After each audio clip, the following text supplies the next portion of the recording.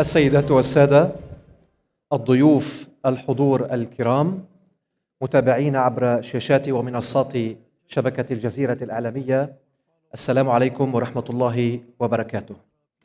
نرحب بكم في منتدى الجزيرة الذي ينعقد هذا العام في لحظة إقليمية ودولية بالغة التعقيد والتحول. يأتي هذا المنتدى بعد حرب امتدت عامين على قطاع غزة، شكلت محطة فاصلة في مسار الصراع الفلسطيني الإسرائيلي، ودفعت بالقضية الفلسطينية إلى مرحلة جديدة تتبدل فيها السياقات وتزداد فيها الآفاق غموضا. هذه الحرب كشفت عن محاولات ممنهجة لفرض وقائع جديدة على الأرض new realities on the ground, demographically and geographically, and has raised deep questions regarding the future of the Palestinian cause and the possibility of reaching a settlement that is fair and just in light of the discrepancy in the balance of powers and a conflict that the military power was not able to settle. For the next 3 days, the Jazeera Forum seeks to deal with the geopolitical and strategic changes that are witnessed in the Middle East to be discussed and their reflection on the balance of power regionally and internationally, in where crises are being even deeper and other roles, regional and international, are on the rise. So this is a space for open dialogue and exchange of visions and raising questions at pivotal points in the history of the world and the region, which is a tradition that has been a custom by Al Jazeera. Welcome to you all in Qatar and to Doha of intellectual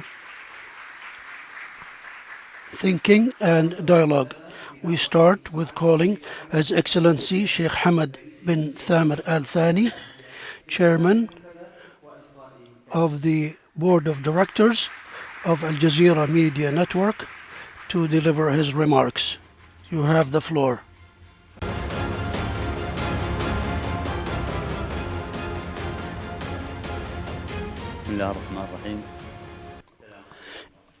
In the name of Allah, the Gracious, the Merciful. Excellencies, esteemed guests, I'm glad to welcome you all in Doha to this 17th Al Jazeera Forum, and your presence honors us, and I welcome specifically His Excellency Dr. Hassan Sheikh Mohamud, President of the Republic of Somalia, and the Foreign Minister of the Islamic Republic of Iran, Abbas Araghchi, and the Chairman of the Communications Department in the Presidency of Turkey, Burhanettin Duran, and welcome to all of you, and it is a source of honor for us, your presence. Esteemed guests, this forum comes at a time where there are big questions and big transformations, and this has an important theme which reflects a new reality that is being formulated in front of our eyes, where power and the law intersect, and also we see changes in the region as well. And there is a possibility that there is a trajectory to face more challenges in our region. In this context, the value of this forum is not only limited to our meeting, but rather to the quality of the discussion that we produce together.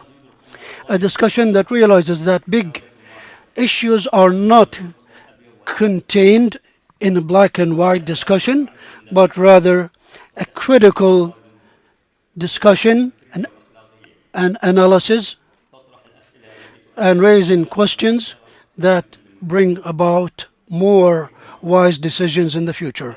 Esteemed guests, the Palestinian cause during the past 2 years of war by Israel on Gaza that has put it on a pivotal point. The Israeli occupation seeks to reoccupy Gaza by displacing its people or settling parts of it and confiscating parts of the West Bank in order to settle the issue once and for all and to prevent the establishment of a Palestinian state. So these events have led to the Palestinian cause being at the forefront of the international attention when it was about to be disappearing between settlements that would lead to the Palestinians losing all their rights. Genocide in Gaza now is really being met with depth and sympathy worldwide, and a championship move from the whole world that has never been witnessed before. So the Palestinian cause now is an international request where people in the East and the West are trying to go with recognizing this conflict as one that will not be settled by wars. Al Jazeera hosting this forum is an extension of its main mission, which is to be belonging to the people and the viewers, and a bridge that links events with their contexts. As we know, Al Jazeera has sacrificed to a great deal in shedding light on what's happening in the world, and they paid a heavy and dear price of its correspondents. We know the number of the correspondents and reporters who have been martyred in Palestine, in Syria, and Iraq, and Libya, and Yemen. We lost reporters who have provided the ultimate price, which is their life, for the sake of the truth.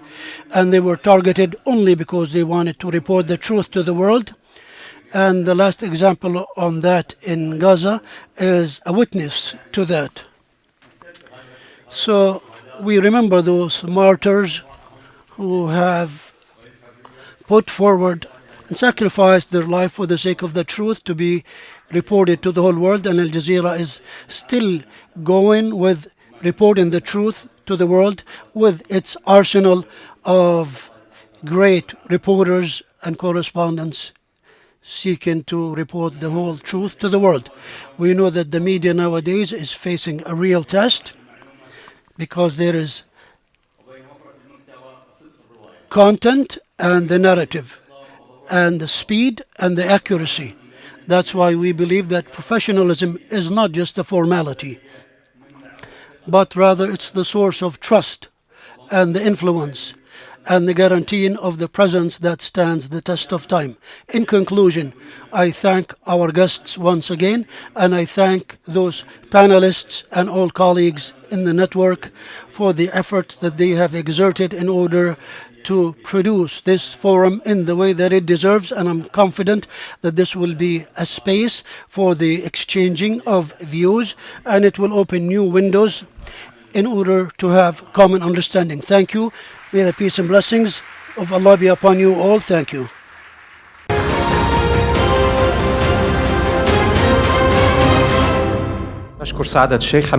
Thank you, Your Excellency, Sheikh Hamad bin Samir Al Thani. Now, His Excellency, the President of the Federal Republic of Somalia, Dr. Hassan Sheikh Mohamud, will be our next speaker.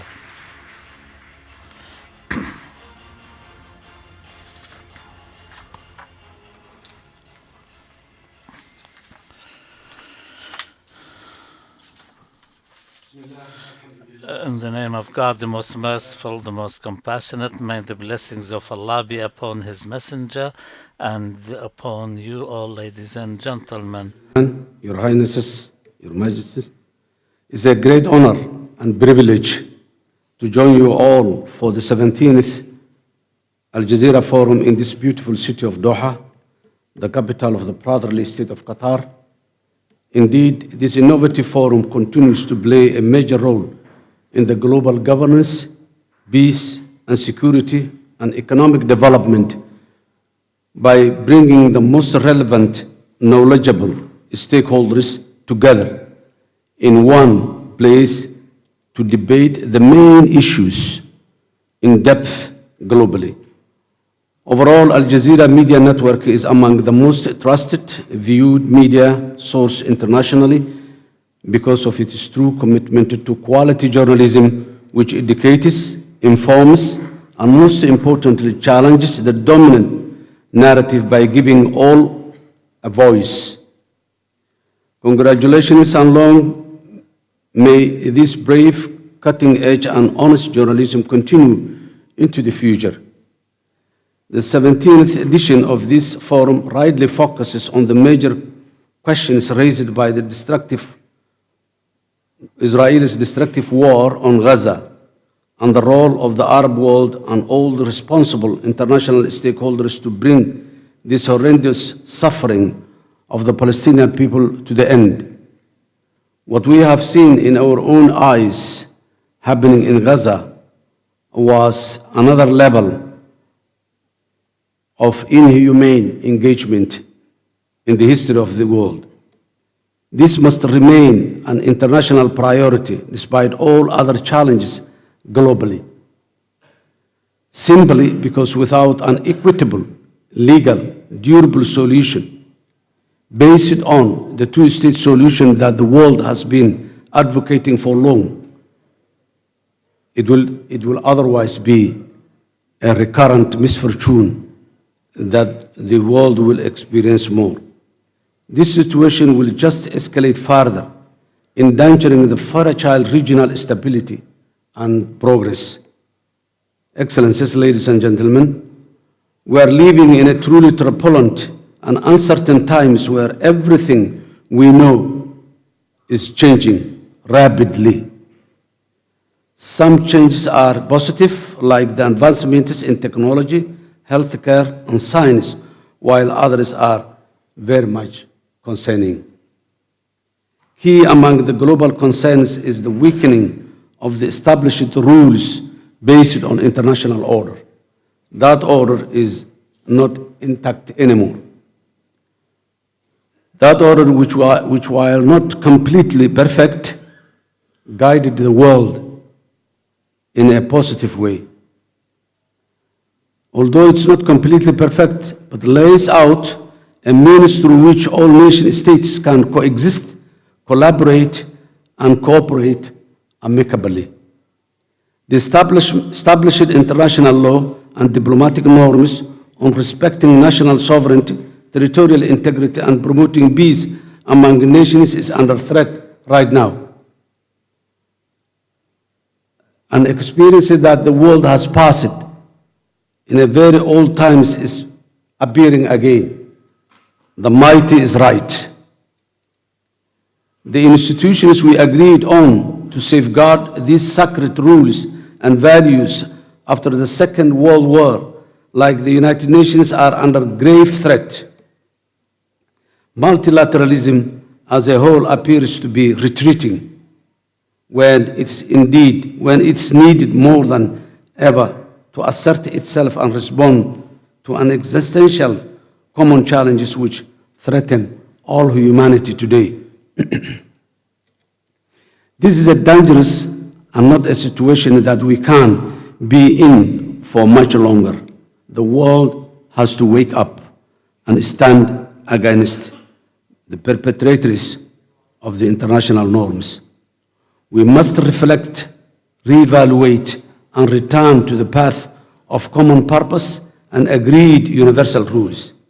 This will ensure global stability, sustainable development, and purposeful multilateralism is maintained and advanced again. Excellencies, ladies and gentlemen, in Somalia, we are proudly contributing to regional security and stability by bravely continuing the successful fight against international terrorism in our country. Through a systemic military, ideological, and financial strategy of action, We are actively defeating the twin criminals of Al-Qaeda and ISIS. Our sacrifices in this endeavor are not for Somalia alone. It is for the security and stability of all, particularly in our region and the wider world. In this regard, we remain grateful for the support of all our international partners in this objective of defeating the terror. Excellencies, ladies and gentlemen, the Red Sea is a fundamental for global security, stability, and trade. It's a space shared by many nations, including Somalia, which can embed global stability and advance economic development through commerce. The Red Sea is an economic artery for the prosperity and opportunity when strategically and cooperatively utilized. However, the Red Sea security remains challenged by regional tensions, destabilizing geopolitical posturing, and dangerous meddling, like in the case of Israel illegally interfering with Somalia's sovereignty and territorial integrity in December last year. This reckless and fundamentally wrong and illegal action under international law undermines stability, security, and trade in a way that affects the Horn of Africa, the Red Sea, and the wider world. It's not only violating the sovereignty and territorial integrity of Somalia. The action of Israel challenges the very fundamental existing of the African continent. And what Africa has agreed, the African Union Constitutive Chart, which recognizes all the African borders and clearly rejected the secessionism and violation of established borders. Going forward, the Somali government and people are committed to continuing our successful state-building process with a renewed focus on inclusive politics, economic development, institution building, and productive international partnership. The Somali people have suffered a long time, but now the light is at hand. Our government is standing firmly by the principles of the international law, which safeguards national sovereignty, territorial integrity, and collaboration for global public goods. We strongly warn against a deterioration of the existing international rule-based order, which can easily return the whole world to the dark past wars, instability, and displacement we seek to never return to our world. We also should never return to the era where might is always right. The Palestinian people's cause is a good example for that. In conclusion, I think that when it comes to global governance, regional stability, trade, poverty reduction, it's not only the nation states that should speak. Room must be made for civil society, media, intellectuals, lawmakers, and anybody who or organization that can add value to that cause.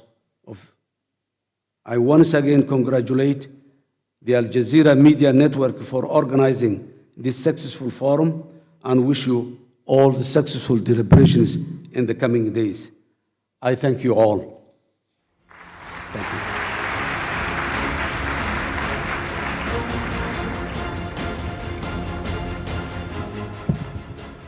شكرا لفخامة الرئيس حسن. Thank you, Your Excellency Hassan Sheikh Mohamud, the President of Somalia. He just returned from very important talks in the context of peacemaking in this area and coming back from the Sultanate of Oman. We invite His Excellency Abbas Araghchi, the Foreign Minister of Iran, to deliver his remarks.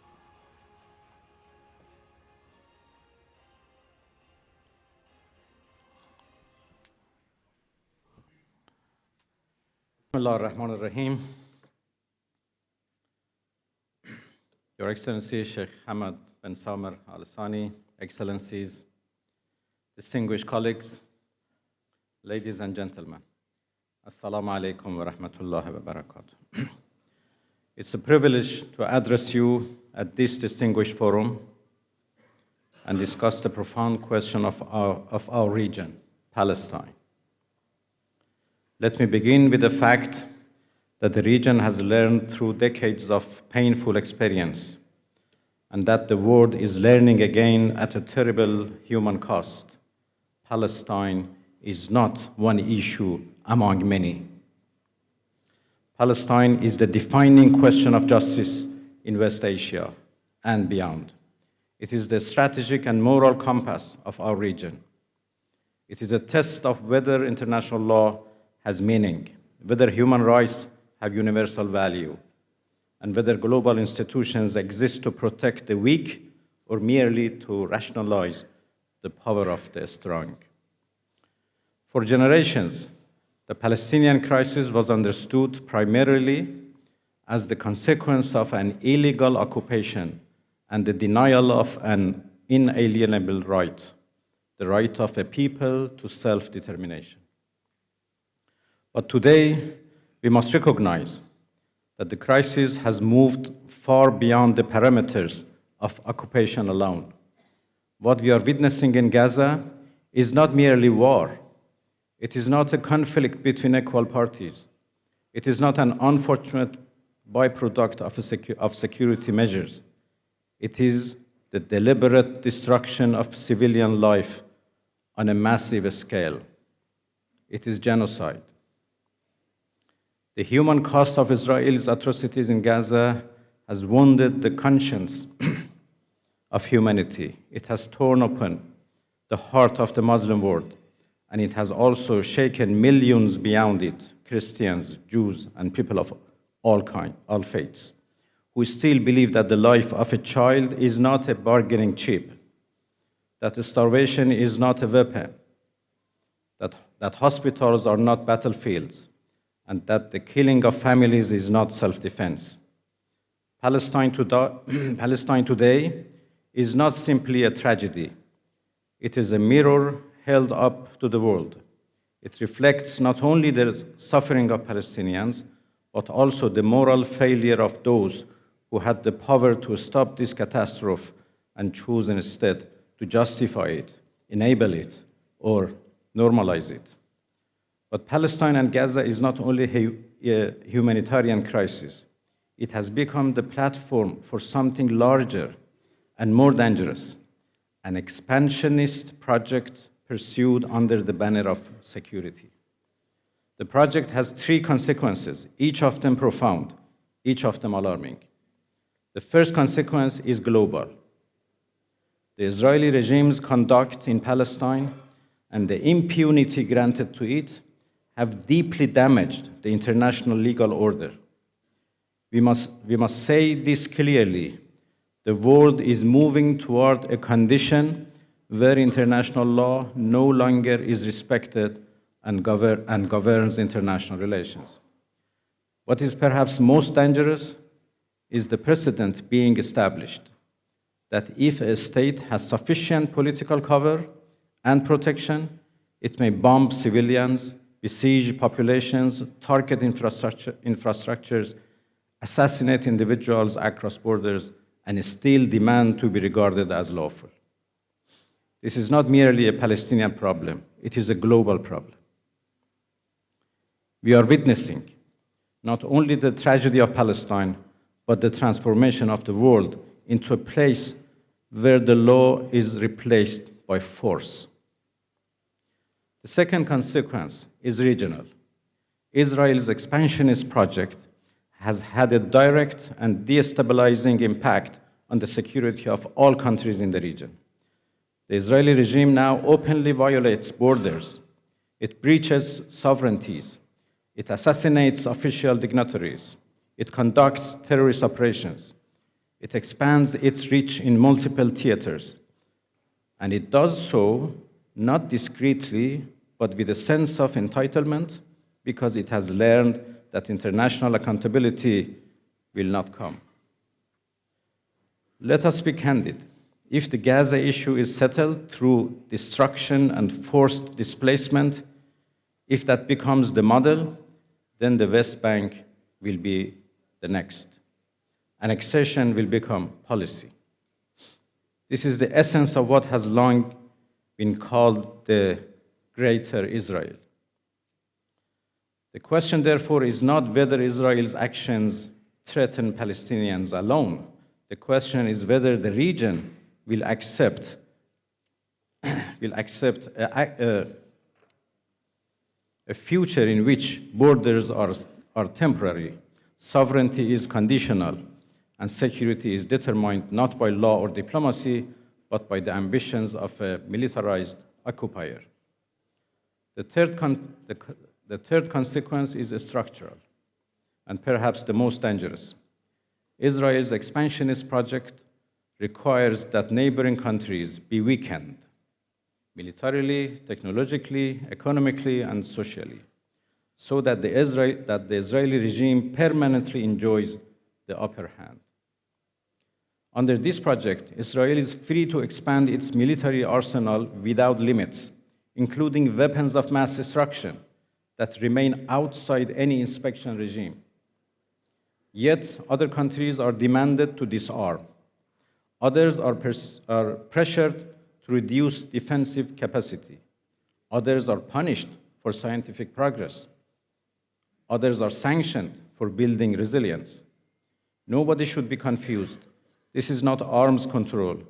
It is not non-proliferation. It is not security. It is the enforcement of permanent inequality. Israel must have a military, intelligence, and a strategic edge, and others must remain vulnerable. This is a doctrine of domination.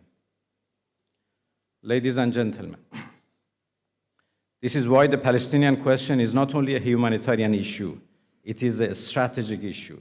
It is not only about Gaza and the West Bank, it is about the future of our region and the rules of the world. So what must be done? It is not enough to express concern. It is not enough to issue statements. It is not enough to mourn. We need a coordinated strategy of action.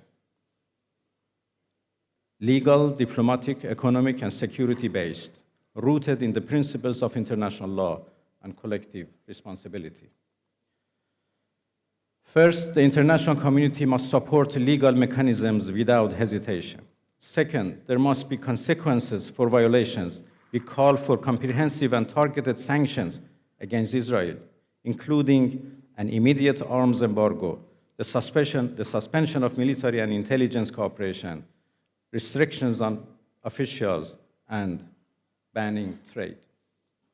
Third, we need a credible political horizon grounded in law. The international community must affirm the end of occupation, the right of return and compensation in accordance with international law, and the establishment of a unified and independent Palestinian state with Al-Quds al-Sharif as its capital. Fourth, the humanitarian crisis must be treated as a matter of urgent international responsibility. Collective punishment must never be normalized. Fifth, regional states must coordinate to protect sovereignty and deter aggression. The principle must be clear. Security cannot be built on the insecurity of others. And finally, the Islamic world, the Arab world, and the nations of the global South must build a united diplomatic front. The Organization of Islamic Cooperation, the Arab League, and the regional organizations must move beyond symbolism toward coordinated action. Legal support, diplomatic initiatives, economic measures, and strategic messaging. This is not about confrontation. It is about preventing the region from being reshaped by force. Dear colleagues, let no one miscalculate. A region cannot be kept stable by allowing one actor to act above the law. The doctrine of impunity will not produce peace. It will produce wider conflict. The path to stability is clear. Justice for Palestine, accountability for crimes, an end to occupation and apartheid, and a regional order built on sovereignty, equality, and cooperation. If the world wants peace, it must stop rewarding aggression. If the world wants stability, it must stop enabling expansionism. If the world believes in international law, it must enforce it consistently and without double standards. And if the nations of this region seek a future free from perpetual war, they must recognize these fundamental truths. Palestine is not merely a cause for solidarity, it is the indispensable cornerstone of regional security. Thank you so much for your attention.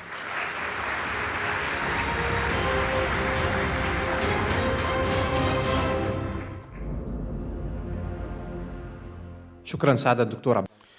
Thank you, Your Excellency Abbas Araghchi. Now we call Dr. Burhanettin Duran, Head of the Directorate of Communications of the Republic of Turkey. You have the floor.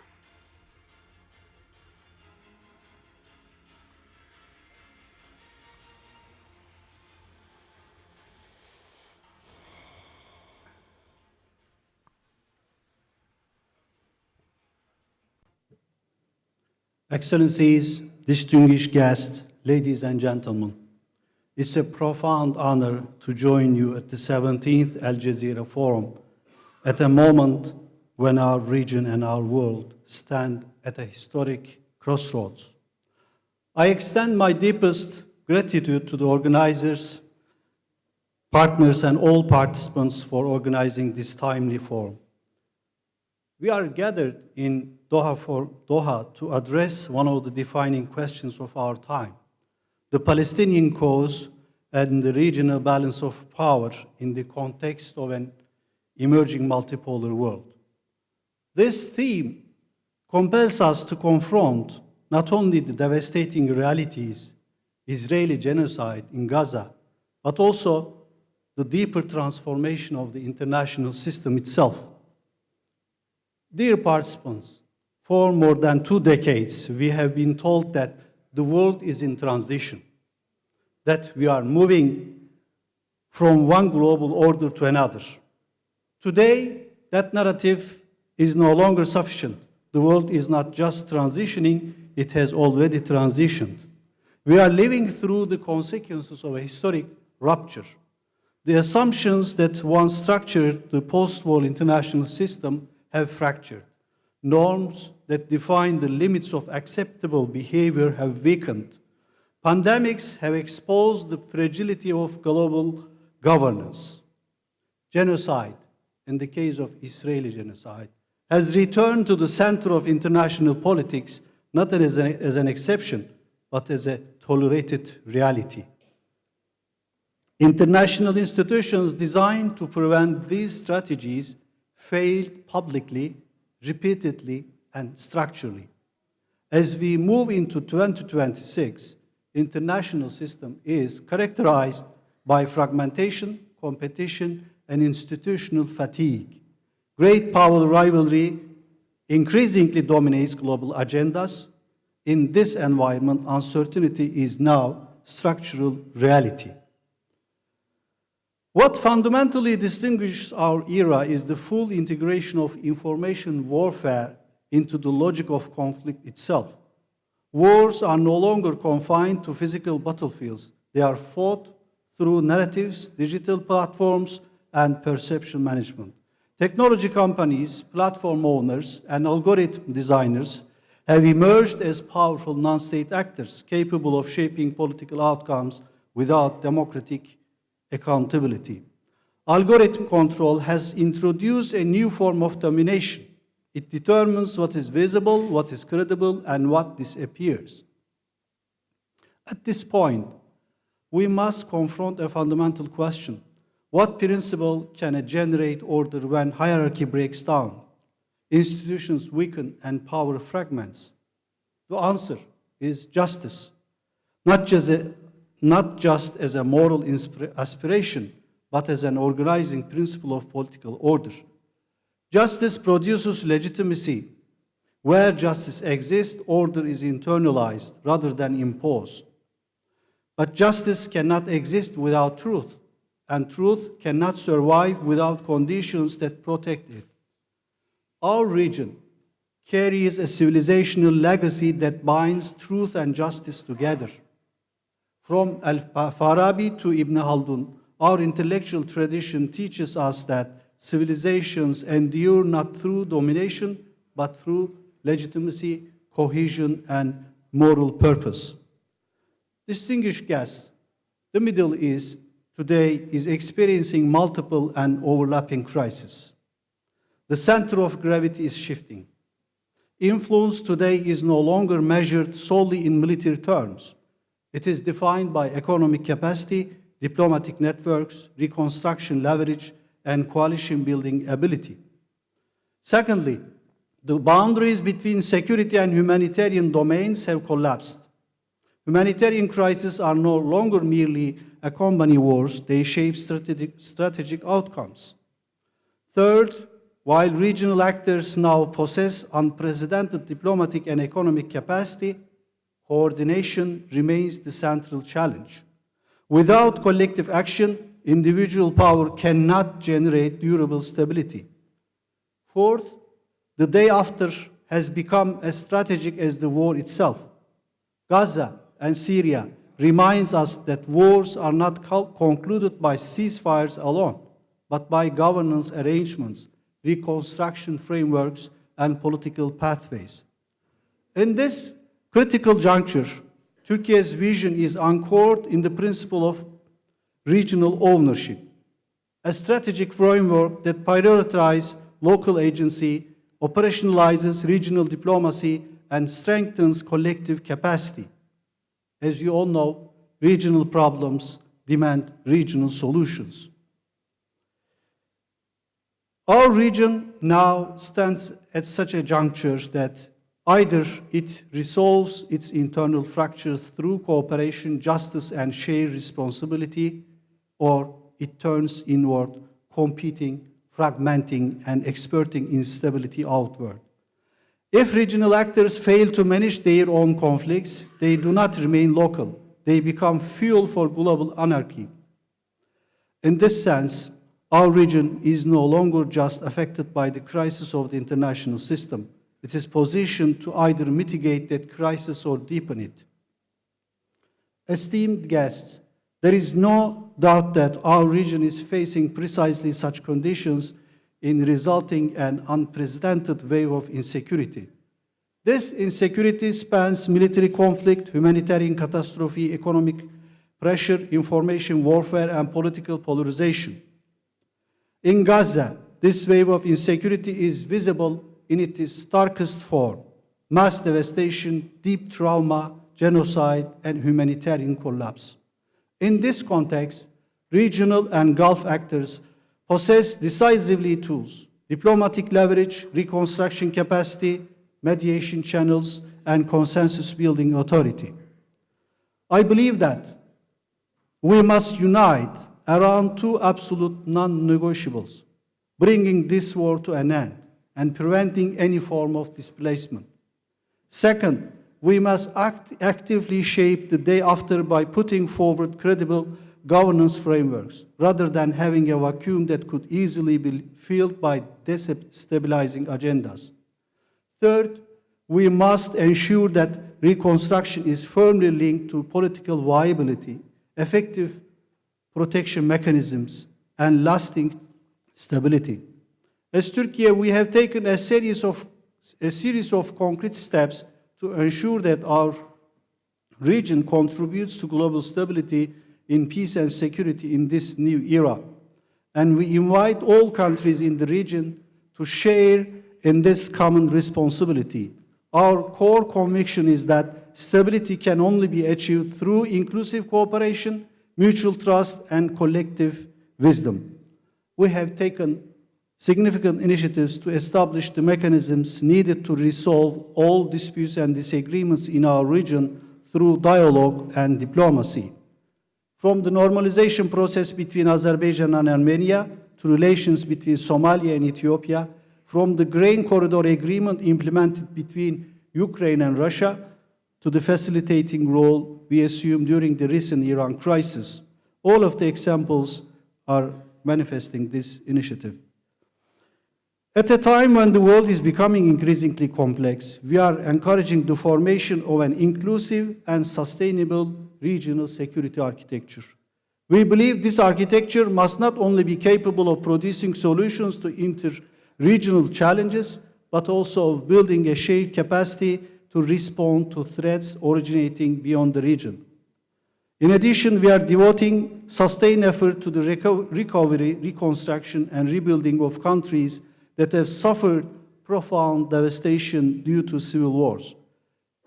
The stabilization of Syria and the strengthening of institutional capacity are central to these efforts. We believe a similar approach should be implemented for Yemen and Sudan once hostilities end.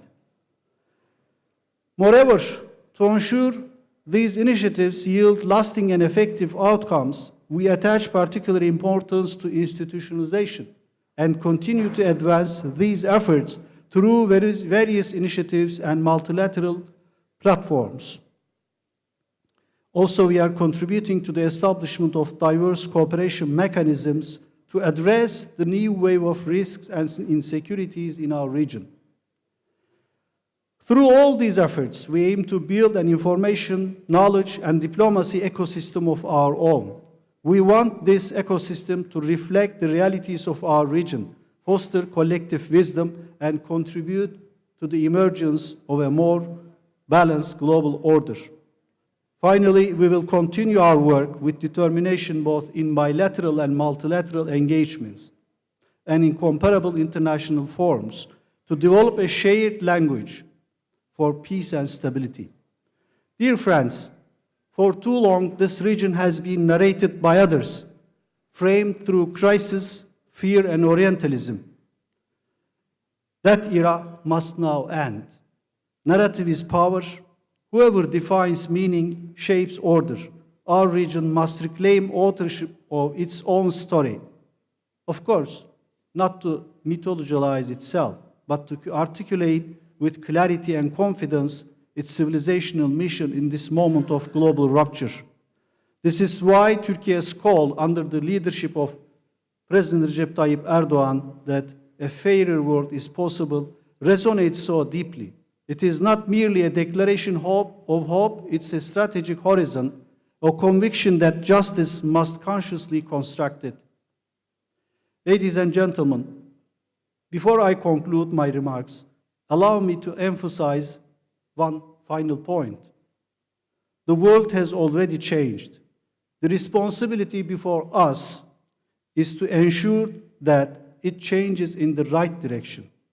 This requires cooperation across borders, resistance to algorithmic domination, defense of truth, restoration of justice, and the courage to imagine a new global order grounded in dignity and legitimacy. This is how truth becomes justice. This is how justice becomes order. And this is how a region once spoken about becomes a region that speaks for itself. Thank you for your kind attention. I extend my deepest appreciation to our hosts, the organizers of this distinguished forum, and to all participants for their valuable contributions. I hope that our deliberations today will not only enrich our understanding, but also inspire collective action toward a more just, peaceful, and humane international order. Thank you very much.